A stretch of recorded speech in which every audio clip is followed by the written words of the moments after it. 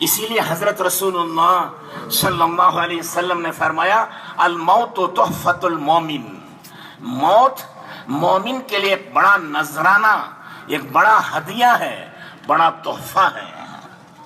اور پھر فرمایا الموت جسر یوصل الحبیب الی الحبیب، موت ایک پل ہے، پل جانتے نا، برج ہے جو ایک دوست کو دوسرے دوستوں سے ملاتا ہے۔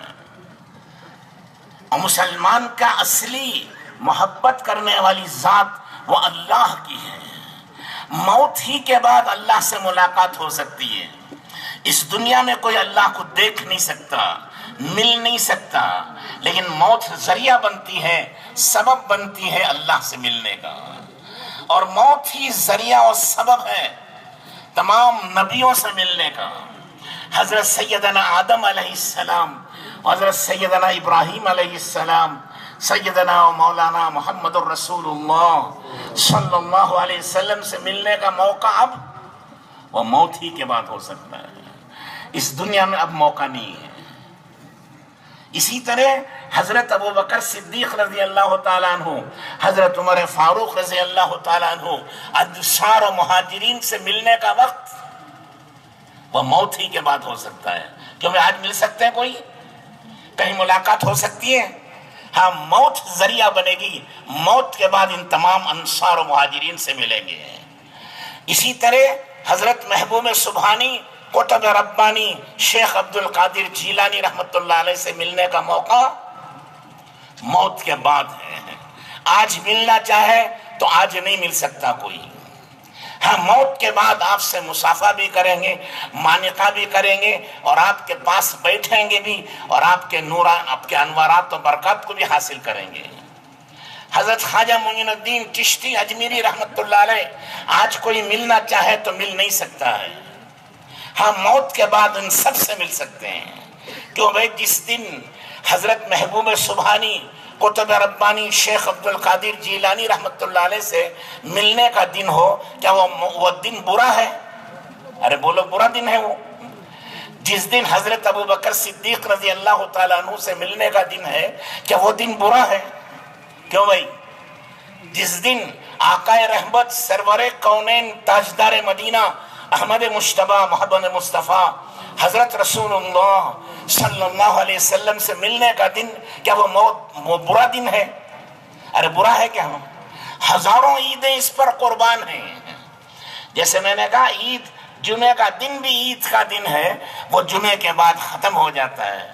رمضان کا دن بھی عید کا دن ہے خطبے کا، وہ ایک دو دن میں ختم ہو جاتا ہے۔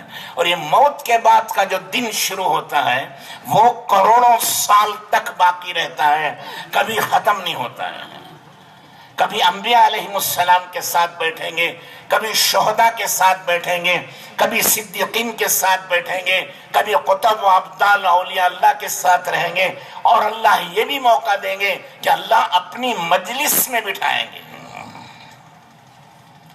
اور اللہ کو سب دیکھیں گے۔ صحابہ نے عرض کیا کہ یا رسول اللہ، وہاں تو بہت بھیڑ ہو جائے گی، اللہ کو دیکھنے کے لیے یا ایک آدمی کو، بزرگ کوئی آ جائے دیکھنے کے لیے کتنی بھیڑ ہوتی ہے؟ وہ ساری دنیا کے اولین و آخرین حضرت آدم علیہ السلام سے لے کر قیامت تک کے انسان جمع ہوں گے، اور وہ سب اللہ کو دیکھنا چاہیں گے، تو وہاں تو بھیڑ ہو جائے گی، دھکم دھکا۔ کہنے لگے ایسا نہیں ہوگا، جیسے 14ویں رات کا چاند تم دیکھتے ہو، کیا بھیڑ ہوتی ہے وہاں؟ ہر آدمی اپنی جگہ سے 14ویں رات کا چاند دیکھ لیتا ہے۔ اسی طرح اللہ تعالیٰ کی زیارت اور دیدار سب کو ہو جاتی ہے۔ پھر اللہ تعالیٰ ان کو قرآن پڑھ کے سناتے ہیں، وہ خود قرآن کے مالک ہیں، تو وہ پڑھیں گے تو یہ لذت ملے گی کہ اگر خوشی کے مارے ہارٹ فیل ہوتا تو وہ مر جاتا ہو۔ آج بھی ایک اچھے قاری صاحب پڑھیں تو جی چاہتا ہے کہ بار بار وہ پڑھتے رہیں، پوری رات لوگ سنتے ہیں شوق میں۔ وہ ہمارے جیسے ایک انسان ہیں، ان کی آواز میں ایک کشش ہے۔ حضرت داؤد علیہ السلام اپنا قرآن، اپنی کتاب پڑھتے تھے، وہ نبی تھے، اور ان کی آواز میں اتنی دلکشی تھی اور اتنی سریلی آواز تھی کہ بہتی ہوئی ندیاں رک جاتی تھی۔ پانی کھڑا ہو جاتا تھا سننے کے لیے، اڑتے ہوئے پرندے رک جاتے تھے آپ کی آواز کو سننے کے لیے، زمین آسمان کی ساری مخلوق سننے کے لیے کھڑی ہو جاتی تھی۔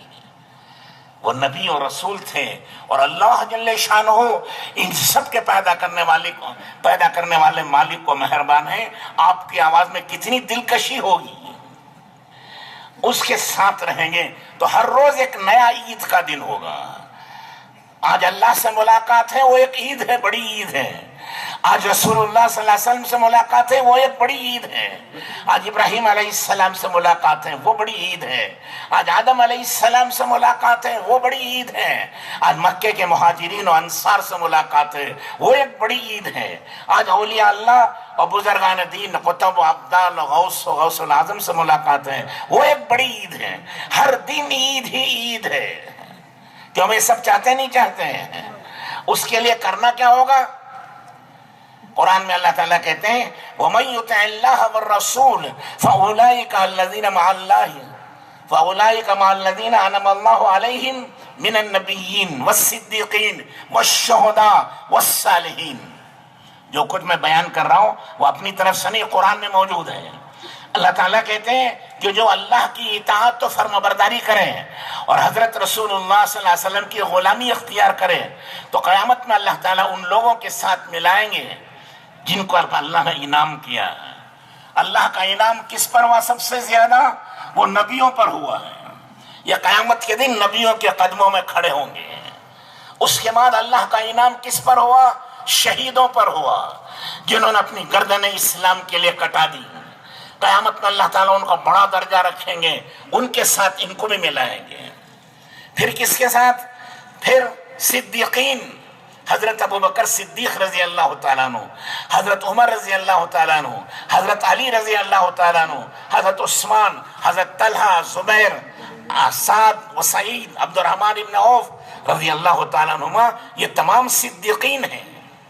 حضرت ابو بکر وہ صدیق اکبر ہیں، وہ سب سے بڑے صدیق، باقی صدیقین کی ایک بڑی جماعت ہے جنہوں نے اللہ اس کے رسول کی بات کو مان کر اپنی زندگی ان کے مطابق گزاری ہے۔ تو قیامت میں اللہ ان کے ساتھ کھڑا کریں گے۔ والصالحین، اللہ تعالیٰ کہتے ہیں اولیاء اللہ کے ساتھ کھڑا کریں گے۔ جتنے بھی اولیاء اللہ دنیا میں گزرے ہیں، حضرت اویس قرنی رحمۃ اللہ علیہ، حضرت حسن بصری رحمۃ اللہ علیہ، اور حضرت شیخ عبد القادر جیلانی رحمۃ اللہ علیہ، حضرت امام اعظم ابو حنیفہ رحمۃ اللہ علیہ، اور سارے جتنے اولیاء اللہ ہیں ان سب کے ساتھ کھڑا کریں گے۔ یہ قرآن کا مفہوم ہے۔ کس پر ملے گا؟ یہ ایک شرط ہے۔ وہ شرط کیا ہے؟ اپنی خواہش کے مطابق زندگی نہ گزاریں، اللہ کے حکم کے مطابق زندگی گزاریں، اللہ کے رسول پاک صلی اللہ علیہ وسلم کے طریقے پر زندگی گزاریں۔ بس اتنا ہی کام ہے، کوئی زیادہ کام نہیں ہے، مختصر کام ہے۔ اپنی خواہش کو چھوڑ دینا، اپنی مرضی کو چھوڑ دینا، اپنے رواج کو چھوڑ دینا، اپنے رسموں کو چھوڑ دینا۔ آقا رحمت، سرور کونین، تاجدار مدینہ، احمد مجتبی محمد مصطفیٰ حضرت رسول اللہ صلی اللہ علیہ وسلم کے طریقے کو اختیار کرنا، بس اسی کا نام دین ہے، اسی کا نام اسلام ہے، اسی کا نام شریعت ہے، اسی کا نام طریقت ہے، اسی کا نام معرفت ہے۔ یہ جتنے نام بدل بدل کے آئے سب ایک ہی بات ہے۔ کیا بات ہے؟ وہ اللہ کے حکم کا پابند ہے، وہ رسول اللہ صلی اللہ علیہ وسلم کی شریعت کا پابند ہے، آپ کے حکم کا پابند ہے۔ جو اس راستے پر چلے گا اللہ جل شانہ ان تمام بزرگوں کے ساتھ اس کو ملائیں گے۔ اسی لیے اللہ تعالیٰ نے قرآن میں فرمایا افرأیت من اتخذ الہہ ہوا، کہ آپ اس آدمی کو نہیں دیکھتے جس نے دنیا میں اپنی خواہش کو اپنا خدا بنا لیا ہے۔ ارے اپنے خواہش کیسے خدا بن سکتی ہے؟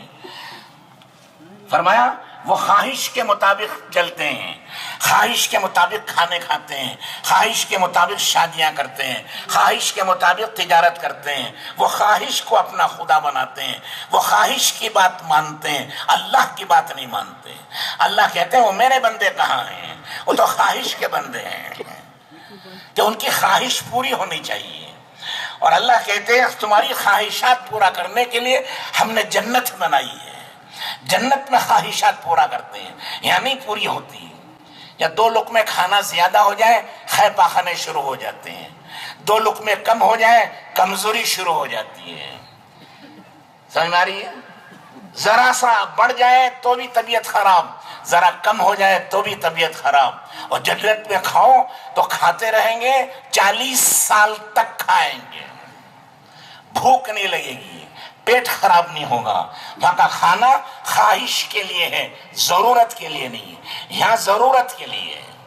دنیا میں آئے ہیں ضرورت پوری کرنے کے لیے، خواہش پوری کرنے کے لیے نہیں. خواہش جنت میں پوری ہوگی. وہاں ایک ایک مکان سونے چاندی کی اینٹوں کا ہوگا. مشک و گارا، وہاں کا گارا و سیمنٹ مشک و عنبر کا ہوگا. اس کے اوپر کے بیل بوٹے ہیرے جواہرات کیا ہوں گے. اور سامنے گھاس و چمن لگاتے ہیں وہ زعفران کا ہوگا. اللہ جل شانہ ایسے محل پاکیزہ بنائیں گے، باہر کھڑو تو اندر نظر آئے، اندر کھڑو تو باہر کا نظارہ نظر آئے. اور ایک ایک جنتی کو 80,000 نوکر و غلام دیے جائیں گے. خواہش وہاں پوری ہوگی. ایک ایک پھل 40 سال کھائیں گے، ہر لقمے پر نیا مزہ آئے گا. سن رہے ہیں سو رہے ہو؟